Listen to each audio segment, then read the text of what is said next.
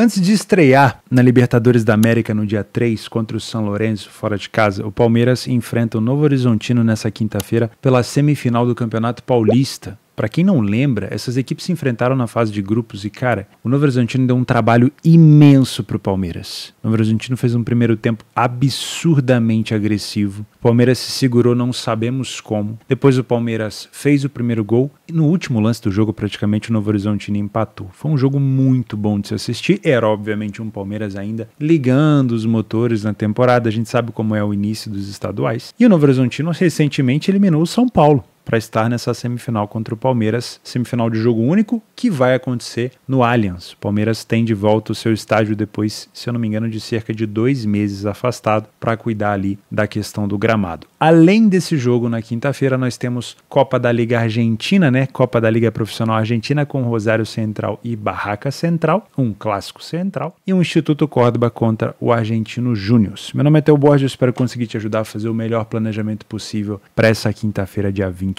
de março.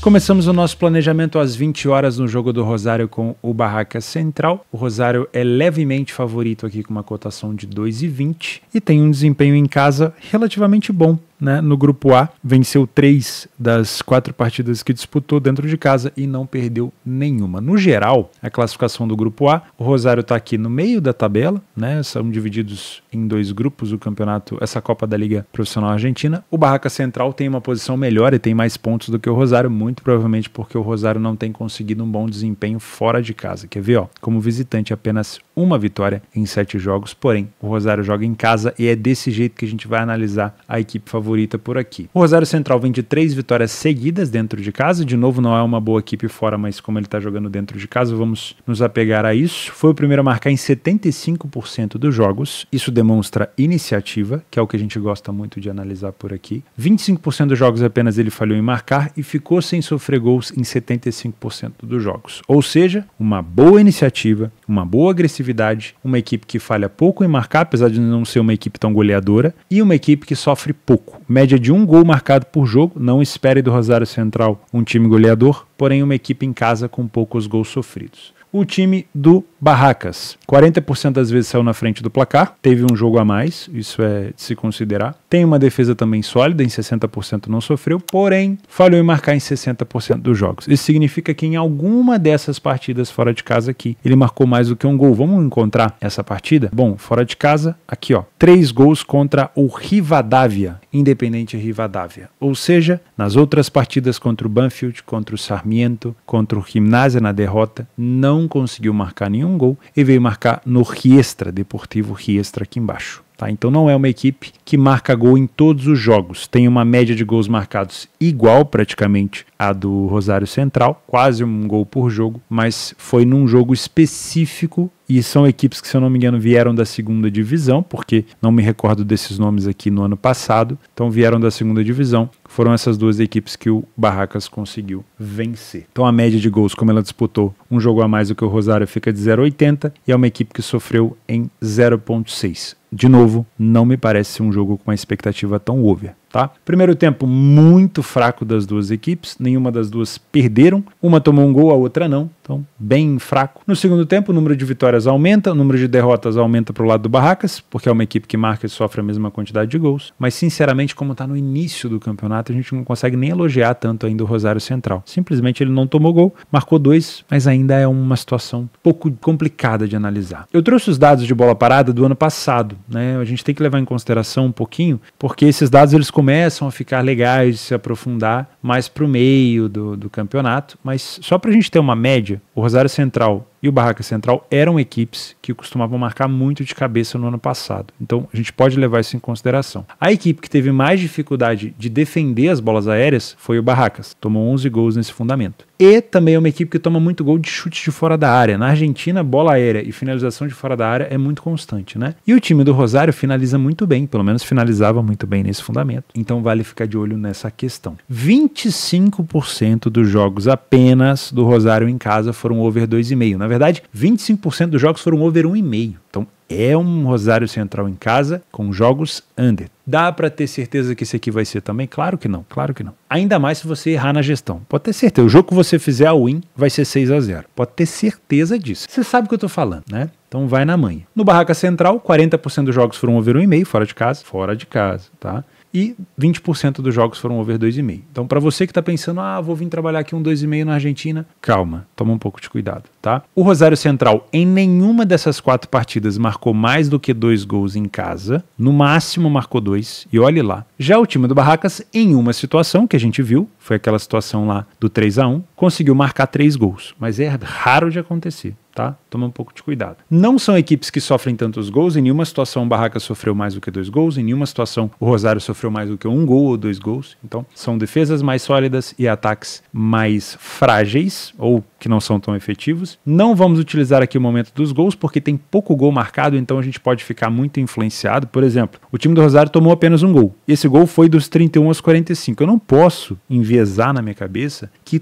todos os gols do Rosário vão ser sofridos nesse momento, só porque está 100% aqui. A gente precisa de mais ritmo, mais dados para poder tomar essa decisão. Nos escanteios, o Rosário costuma terminar com mais escanteio em casa do que os adversários, porém não é um número tão alto. Toma um pouco de cuidado. Média de em torno de 2 cartões por jogo para cada uma das duas equipes. Principal jogador aqui do Rosário, o Luca Leovino Martínez Dupuy, com 2 gols marcados, e de assistência o Jonathan Gomes. Do lado do Barraca Central tem o Ansorena, com 3 gols marcados, Alexis Ansorena, e o Ezequiel Salazar, com 3 gols e 2 assistências, tá bom? Me parece ser um jogo com uma tendência bem under. Quando a gente, obviamente, olha o mercado de under por aqui, você não consegue encontrar valor nenhum, porque o mercado já espera isso, né? A gente tem que tomar um pouco de cuidado. O under 2,5 tá 1,50. É uma situação cabível? É uma situação cabível pensar nesse under 2,5. Eu não trabalho o mercado de under. E quando eu trabalho, eu costumo olhar geralmente quando o under 3,5 tá muito alto e não o 2,5. Então, sinceramente, eu não vou te indicar mercado de under por aqui, mas também não vou te indicar mercado de over, porque não me parece ser um jogo assim, com tanta possibilidade de gols. A não ser que seja realmente um jogo fora da casinha. São defesas que se preocupam muito bem em defender, não são linhas defensivas que se expõem tanto, e são ataques, vamos dizer assim, tímidos,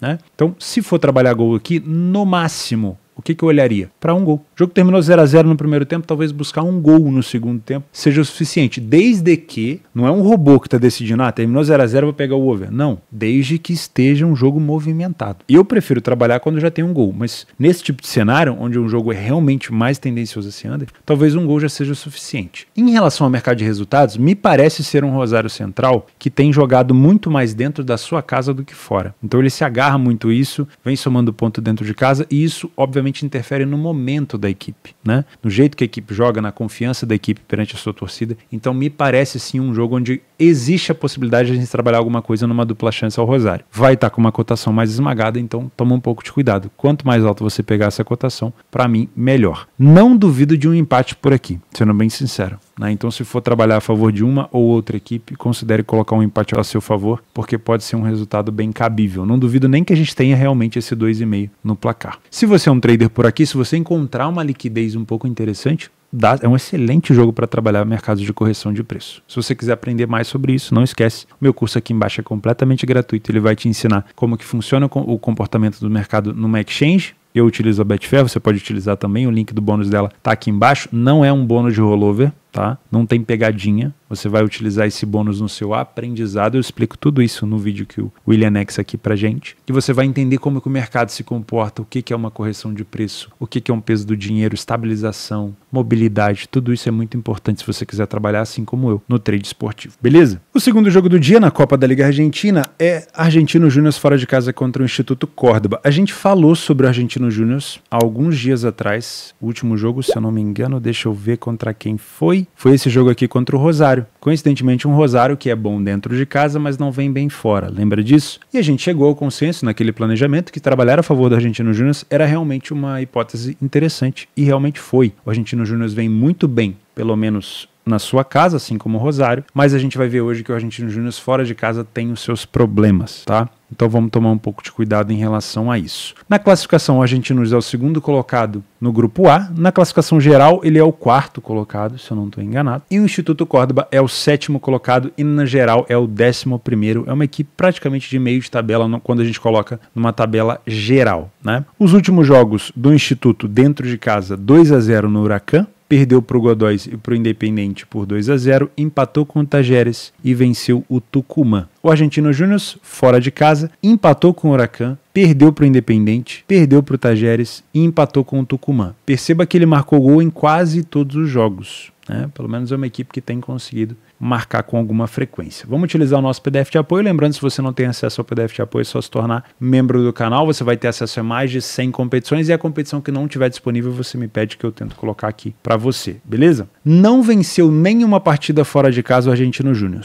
É uma equipe que saiu na frente em 40% dos jogos. Ou seja, se ele sai na frente, mas ele não consegue vencer, é uma equipe que tem dificuldade de segurar a vantagem, de fazer a manutenção de vantagem, como a gente fala. O Instituto não tem tão a mais assim iniciativa que o Argentinos Júnior, 40%, não é uma diferença tão grande assim. Venceu 2 das 6 partidas que disputou e não foram vitórias em sequência, né? Isso leva a gente a entender que não é uma equipe que não está assim num excelente momento, né? Ficou sem sofrer gol em metade dos jogos, o Argentinos Júnior em apenas 20%, ficou sem marcar gols em 50% dos jogos, já o argentino falhou em marcar em apenas 20%. O que a gente consegue entender por aqui? Se o time do Instituto ele fica 50% dos jogos sem sofrer, mas ele sofreu a mesma quantidade do Argentinos Júnior, significa que provavelmente em algum jogo o Instituto sofreu mais do que um gol. E se é uma equipe que marcou mais do que o Argentinos Júnior e ficou 50% dos jogos sem marcar, significa que em alguma partida ele marcou mais do que um gol. Vamos dar uma olhada nisso? Olha aqui, ó. Em 3 partidas ele sofreu mais do que um gol. Tá aqui, ó. 2, 2 e 2, né? E em 3 partidas ele marcou mais do que um. Contra o Huracan, contra o Tucumã marcou 3 e contra o Tajeres, tá? Provavelmente tem mais um empate aqui embaixo, que não aparece, mas provavelmente esse empate deve ter sido um 0-0. Né? A média de gols marcados e sofridos das duas equipes é muito próxima, assim como na outra análise. O time do Instituto não precisa de tantas finalizações a mais assim para marcar um gol. 4.14, comparado ao que a gente conhece de boa prática, obviamente é um número ruim. Mas comparado aos 6,50 de finalizações que o time do Argentinos precisa dar fora de casa, já é um número um pouco melhor. O primeiro tempo do Instituto tem mais gols marcados e o mesmo número de gols sofridos. A diferença aqui é que o time vence um pouquinho mais do que o Argentinos Júnior, mas eu não consigo considerar isso como uma superioridade. No segundo tempo, as duas equipes continuam sofrendo a mesma quantidade de gols, o Instituto continua marcando mais gols aqui do que o Argentinos, e de novo a gente tem uma paridade. Eu consigo até ver um favoritismo do Instituto na parte ofensiva, mas de novo, existe uma paridade por aqui. Na temporada passada também foram excelentes equipes de bolas aéreas, já o time do Argentino sofreu mais de cabeça, quando a gente coloca mais essa questão, né? O Instituto sofre mais gols de finalizações de fora da área. Já são equipes, diferente do último confronto do Rosário com o Barracas, que tem um índice de over 2,5 um pouquinho maior. 33% dos jogos em casa do Instituto, 40% dos jogos fora do Argentino, né? Então, quando o Argentinos não tem vencido, mas quando cai, geralmente cai atirando, né? Em 80% dos jogos do Argentinos fora de casa, ele marcou pelo menos um gol, e em 80% dos jogos fora, ele sofreu pelo menos um gol. Já o time do Instituto, em 50%, ele marcou um e até 2, né? Foi o mesmo número, e gols sofridos também, 50% para o over 0.5 e o over 1,5. De novo, não temos ainda tantos dados para utilizar o momento dos gols, mas a gente consegue perceber que no final dos tempos aqui para o Instituto é um momento mais goleador da equipe, já o time do Argentinos marca com mais frequência no primeiro tempo. O time do Instituto, dentro de casa, costuma ter mais escanteio que os adversários, e a média de cartões do Instituto é maior, média de 3 cartões por jogo, já do Argentinos, média de 2.2. Os principais jogadores do Instituto, temos aqui o Lodico, Gaston Andrés Lodico, com 5 assistências, caramba. E o goleador é o meia Damián Puebla, com 5 gols marcados. Do lado do Argentinos Júnior, o Alan Lesco, com 5 gols marcados, o meia. O Romero, Maximiliano Romero, com 4 gols marcados. E o Nicolas Adrián Oroz com 4 assistências. De novo, me parece um jogo interessante para correção de preço. Sempre que o mercado está indeciso, é um jogo interessante, porque qualquer equipe que se destaque nos primeiros 20, 25 minutos de jogo, o mercado começa a se movimentar de uma maneira bem agressiva e dá para aproveitar isso numa correção de preço. Agora, se você é um punter, fica difícil, né? A gente até tem ali um pé atrás com o Argentino Júnior, porque é uma equipe que não conseguiu vencer ainda fora de casa. Mas sejamos sinceros, a gente viu o jogo do Argentino Júnior em casa, dando 3 no Rosário. Eu não sei se falta um ajuste fino ali no Argentino Júnior na parte defensiva, porque ofensivamente é uma equipe que tem até dado resultado, que vem marcando com alguma frequência, né? Então, sinceramente, eu tomaria cuidado para trabalhar contra a equipe do Argentinos. Me parece, nos últimos jogos entre eles, 2-1, 1-0, 1-0, 2-1 e 0-0. Me parece um jogo também com uma expectativa de, no máximo, 3 gols, né? Porém, provavelmente o under 3,5 está esmagadíssimo. Como a gente já imaginava, a gente já esperava. O 2,5 eu acho bem arriscado para trabalhar under. E eu olharia com carinho para esse over 1,5. Principalmente, como que você trabalharia isso, Theo? Parece repetitivo. Tem alguém falando assim, o Theo só fala assim. É a minha forma de trabalhar o mercado de gols. Eu adoro trabalhar o mercado de gols com jogo desempatado, né? E é uma situação simples. Qual que é a dificuldade aqui no trade nas apostas? É aplicar o simples. Fazer o simples é difícil pra caramba, né? O fato de vir aqui gravar o BDM todo dia e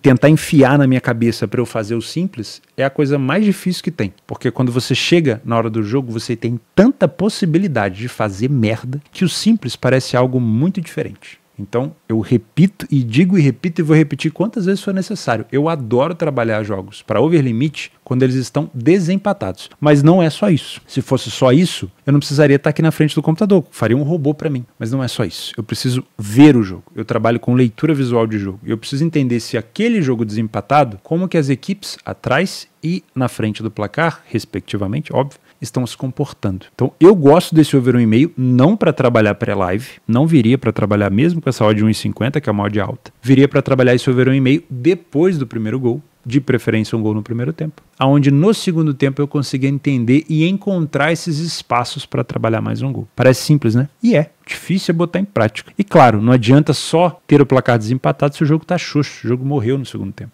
né? Então, a gente tem uma possibilidade sim de trabalhar pelo menos o over 1,5 por aqui. Eu não iria a favor de under goals, eu tenho um pouco de receio desse Argentino Júnior e dado essa cotação do Instituto, quase um favorito, eu acho que ele pode se complicar por aqui sim. Tá? Então acho que é um jogo que a gente pode pensar no cenário de 2 gols e não duvido que esse dupla chance no Argentinos também seja algo interessante. Para finalizar, vamos falar sobre Palmeiras e Novo Horizontino e antes de você sair desse vídeo eu vou pedir o seu like, obviamente, né? E a sua inscrição no canal se você não é inscrito. Passamos por uma data FIFA que gera pouquíssimo interesse, então obviamente as visualizações por aqui caíram. Então se você puder deixar o like no vídeo é bem importante e nesse final de semana a gente já tem várias opções de trabalho. Eu acompanhei o jogo do Palmeiras com o Novo Horizontino na fase de grupos. Foi esse 1-1 aqui, ó. E foi um jogaço do Novo Horizontino. Um jogaço. Ouso dizer que o empate que o Novo Horizontino conquistou praticamente no último lance do jogo, que pareceu uma justiça, não foi tão justo. Eu acho que o justo seria o Novo Horizontino ter vencido aquele jogo. Era início do trabalho, o Palmeiras não jogou bem. Na verdade, o primeiro tempo o Palmeiras foi engolido pelo Novo Horizontino. Eu acho que o Novo Horizontino merecia ter marcado pelo menos um gol no primeiro tempo. O gol do Palmeiras foi bem ao acaso, no momento que o Palmeiras quase... Dá pra dizer que o Palmeiras tinha melhorado um pouquinho, mas não era isso tudo. E depois o Novo Horizontino encontrou um gol no final. E foi comemorado como um grandíssimo resultado, como deve ser contra uma grande equipe como o Palmeiras. Mas sejamos sinceros, aquele jogo eu acho que o Novo Horizontino merecia ter vencido. Agora, o tempo passou, a fase de grupos acabou, o Novo Horizontino se classificou, o Novo Horizontino eliminou o São Paulo agora, nos pênaltis, e eles se enfrentam novamente. Só que agora o Palmeiras já está muito mais encaixado e vai contar provavelmente com o retorno do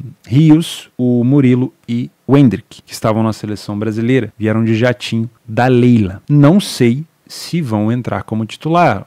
Provavelmente a equipe ali do Palmeiras vai analisar a parte física dos jogadores para poder verificar essa possibilidade e se de fato eles vão entrar no início ou ao longo do jogo. Mas obviamente é um reforço, né? Se você não tem essa capacidade de buscar os jogadores, você tem que esperar uma viagem normal, os jogadores vão ter que fazer check-in no aeroporto, normal, tudo mais, e você não vai conseguir chegar a tempo. Então é por isso que utiliza-se os jatinhos, né? Então o Palmeiras vem muito reforçado e provavelmente tende a se comportar diferente nesse jogo porque o Palmeiras está de volta para o Allianz depois de 2 meses. Então vai ser um estádio provavelmente entupido. Um Palmeiras muito melhor do que naquele primeiro jogo. Um Novo Horizontino, obviamente, mais contido. Quanto mais próximo de uma final, mais contido você vai ser. Naquele primeiro jogo, o Novo Horizontino foi para cima do Palmeiras com tudo. Era praticamente o primeiro jogo do campeonato, um dos primeiros jogos do campeonato. O Novo Horizontino não tinha nada a perder. Ia perder se ficasse só atrás. Agora que o Novo Horizontino vai jogar uma semifinal na casa do adversário, eu não tô vendo o Novo Horizontino partir para cima com as suas linhas altas, dando espaço para o Palmeiras. Eu acredito que o Novo Horizontino venha para se defender. Então a gente vai provavelmente ver um Novo Horizontino menos coadjuvante e um Palmeiras com mais bola. E aí essa cotação de 1,33 ela vai passar a fazer mais sentido, principalmente para mim ou para você que é um trader, porque essa cotação ela tende a estabilizar. Novo Horizontino vai pregar provavelmente, é um cenário, tá? Vai provavelmente pregar ali atrás, diminuir os espaços entre as linhas, deixar a bola com o Palmeiras vai rodear essa área e aí quanto mais pressão e recuperação de segunda bola o Palmeiras conseguir, mais estabilizado vai ficar esse preço. E com isso a gente vai ter possibilidade de trabalhar a favor do Palmeiras. É o que eu venho para trabalhar aqui. Um back favorito no primeiro tempo, se confirmar o cenário de Novo Horizontino acuado para tentar segurar o Palmeiras e um Palmeiras muito forte na marcação. Qual a relação de um time que sobe linha com a marcação? Linha alta exige uma recuperação de bola mais rápida, para que eu não tenha que fazer os meus zagueiros correrem para trás, deixando espaço para os contra-ataques adversários. Então, quanto antes, se essa bola for rebatida, se o goleiro rebateu, o zagueiro rebateu, quanto antes eu recupero essa segunda bola, que é a pressão pós-perda, mais fácil é de continuar no campo adversário,